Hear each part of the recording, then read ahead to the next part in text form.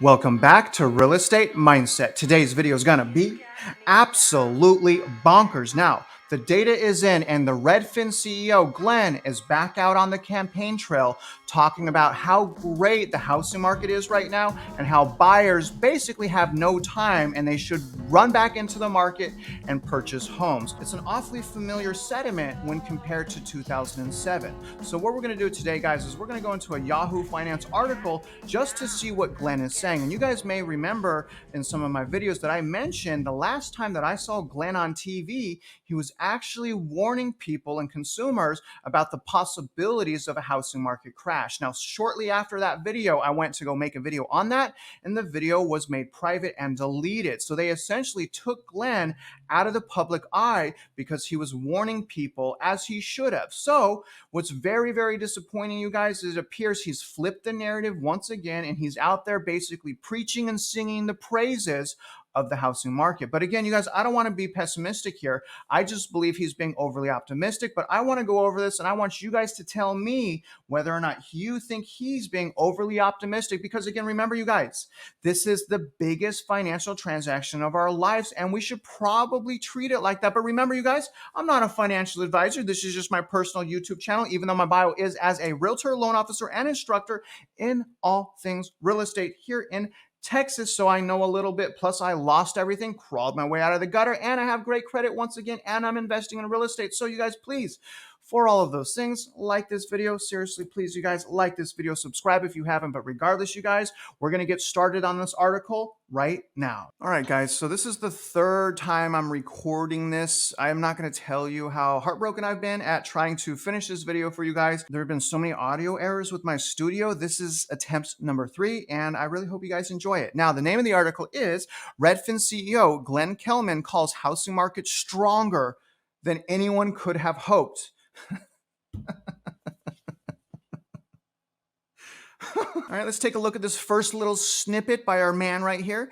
The housing market is coming off one of the most challenging years since the financial crisis, but signs of a turnaround are emerging in early 2023, according to Redfin CEO Glenn Kelman. Oh my gosh, this is amazing. The market could still easily falter. Oh, y'all see that? Y'all see that right there? It could easily falter. Interesting. Okay. But housing in January has been stronger than anyone could have hoped. That's a pretty huge claim. Take a look at this, guys. So here's a few tweets from Glenn, and I'll have this article listed in my description if you guys want to get really deep here. But he basically did, I don't know how Twitter works, but he got 16 tweets. Okay. Here's 15 of 16. What grieves me as a supporter of dense, sustainable housing. Oh, Glenn. Glenn. To be honest, I want to like Glenn, you guys. I want to like him, but I just can't respect him. Sustainable housing is how many people are leaving cities and especially condos, which are still hard to sell. But what Mrs. Olich said about this trend still stuck a chord.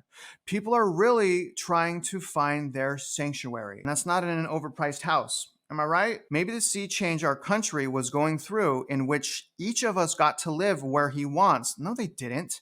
People had to settle. Remember, you guys, people had to settle for something they didn't want. Remember the bidding wars?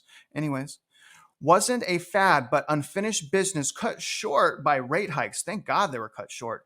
The market could still easily falter, but housing in January has been stronger than anyone could have hoped. Y'all see what I'm saying here? This is why I'm flying out of town in a few days to probably go to Seattle, Phoenix. I'm going to go to these metro areas. I'm going to give you guys some boots on the ground data so that we know what's going on. I mean, all right, let me know what y'all think. Do y'all think he's being overly optimistic? Do you think I'm just pessimistic? We all let me know what you think. To me, it's like, these investors get something good.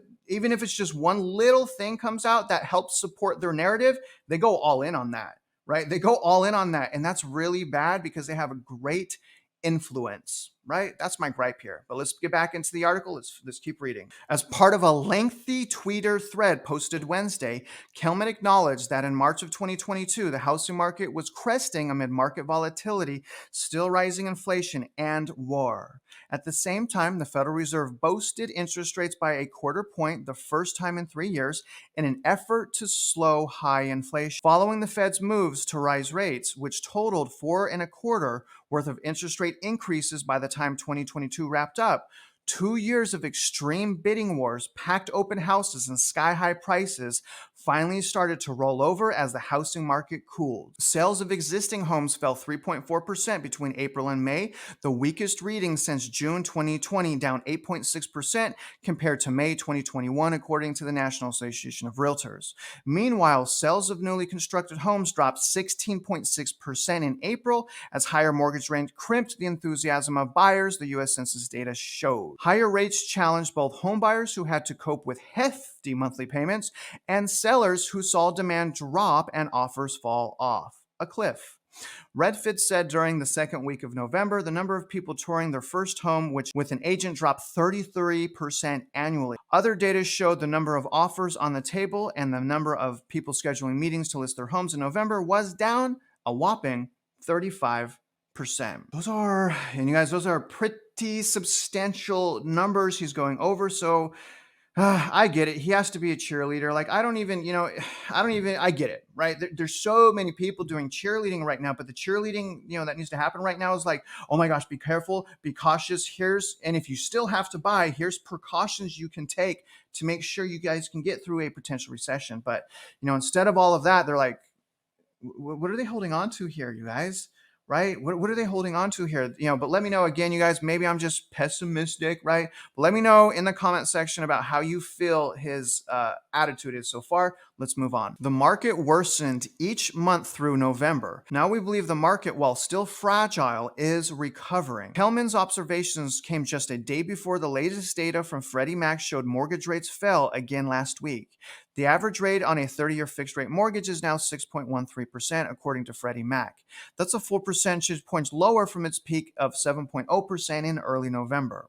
In January, the number of people touring the first time with an agent was down 19% from last year, about half of the drop seen as of November.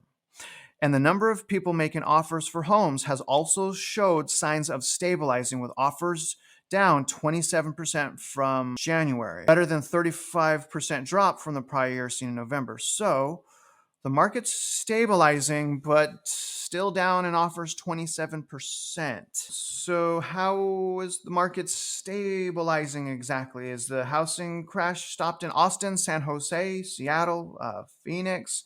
Has that stopped? Has that started stabilizing?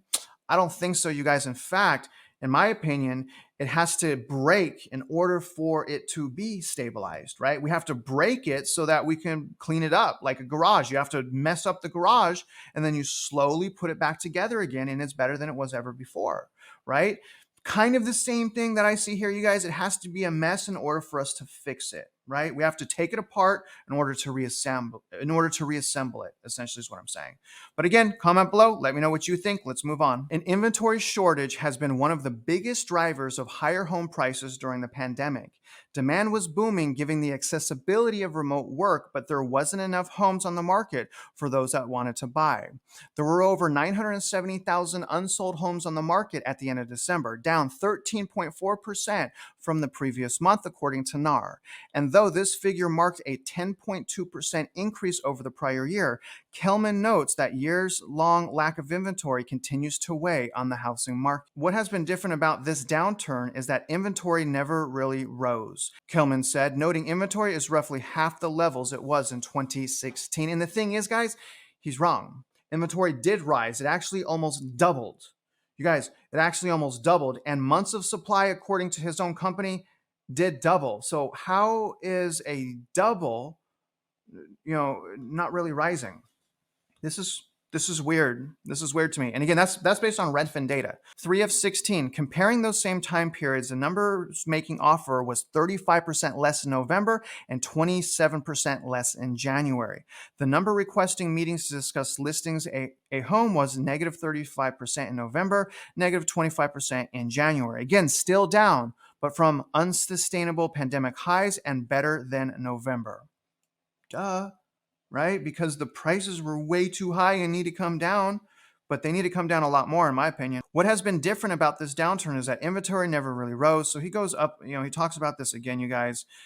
But to me, this is all nonsense because we know for sure that inventory actually did go up and it went up a decent amount. It's not 2016 levels, but why are we comparing it to 2016 levels? That doesn't make sense to me. We need to compare it to pre-pandemic levels, in my opinion. Let's move on. In some markets, however, inventory is showing early signs of turning around with data from Realtor.com showing there were 54% more active listings on the market compared to a year earlier in December. Okay, again, how is that not significant? This is crazy. This increase was largely driven by gains in pandemic hotspots like Raleigh, Nashville, and Austin, which saw a 200% plus surge in inventory on an annual basis last year. Do y'all see what I'm saying? I'm not lying here. I mean, this is based on the data. How is that not significant? How is that not significant? I don't know what Glenn's doing out there. Honestly, you guys, I'm disappointed with Glenn. Still, these localized inventory improvements aren't enough to hold off the return of bidding wars as demand improves, according to Kelman. For example, a home in Sarasota, Florida got 23 offers, while a property in Seattle suburb listed for $1.4 million got 12 offers, and eventually buyer paid $155,000 over asking price with no contingencies. And here's the thing. That's just one house. Don't we have millions and millions and millions of houses? So the fact that this man is being optimistic about two houses, that's ridiculous. Plus, we don't even know, was the house listed under market value by $1 million? You know what I mean? Like, where's the details here? We don't have the details. What's the price per square foot? What's the market value of the house, right? It makes sense. People would bid on it if it's way under market. We need more info. This is just one house. In other markets like Palm Beach, Florida, agents are seeing a growing number of New York, New Jersey, and West Coast residents flocking to the Southeast. But we've always been seeing that. We saw it escalate like crazy during COVID, you guys. This is nothing new. Here's his comment, 5 of 16. Bidding wars are still the exception, not the rule, but this Sarasota, Florida listing just got 23 offers. And there's probably a reason why. It was probably priced right. Let's move on and finish out the article. Here's the end of the article right here. The Seattle suburb of Issaquah, a $1.4 million listing, just got 12 offers. The winner was $155,000 over asking with no contingencies. Another $980,000 home sat on the market for 3 months in this fall. The owners relisted in January for $20K less, and an accepted offer came in today. And this is one of the reasons I'm flying out to Seattle. You guys, I'm sick of this. I'm flying out to Seattle. I'm going boots on the ground, and I'm going to see, is it overran with crime? Is that why house prices are going down? Is there no inventory? I'm going to Seattle, and I'm going to tell you guys what's really happening out there. Some of us saw this coming, but we didn't see how fast. Well, some of us saw it coming and knew how fast it would happen. A Redfin agent who we whiplashed 6 months ago, and now we're whiplashing back. Last month, we were telling clients, take your time, no more. Again, they're telling clients, take your time, no more. So in conclusion, whenever I hear anyone tell a buyer, again, purchasing the biggest financial transaction of your life, not to wait and to hurry, red flag.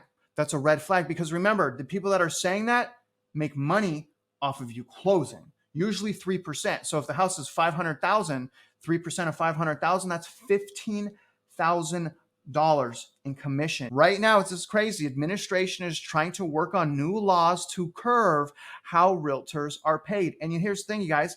Do you blame them? And I get hate. And if you're a realtor, seriously, listen to this. If you're watching me, if you're a realtor, come on, you guys. I mean, can you blame the need to change our commission? Because look at all of the realtors that are absolute trash.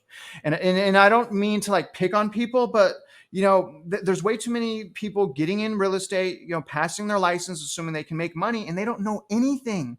They're leading people off a cliff, you guys. But remember what I'm really saying here. Prepare yourself for what's going to happen. Credit, income, assets, great mindset. Become an expert in your local housing market. Now, other than that, guys, I really hope you guys got some new value, perspective, and insights. And if you're out there investing in real estate, I wish you luck, and I hope you win.